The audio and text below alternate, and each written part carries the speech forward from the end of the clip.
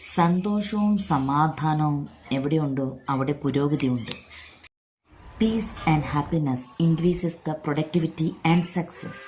മനോഹരമായ അത്യുത്സാഹമുള്ള ഒരു ട്രെയിൻ യാത്ര, പല വർണ്ണങ്ങളിലുള്ള പൂക്കൾ, ട്രെയിൻ ഒന്ന് നിർത്തിയെങ്കിൽ എന്ന് തോന്നിക്കുമാറ് അതിമനോഹരമായ പൂക്കൾ.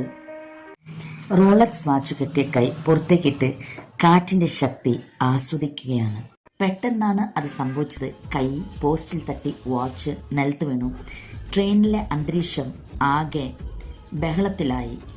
എന്നാൽ ഒരാൾ മാത്രം ട്രെയിനിൽ സമാധാനപൂർവമായി ഇരുന്ന് പുറത്തേക്ക് നോക്കിയിരിക്കുന്നു.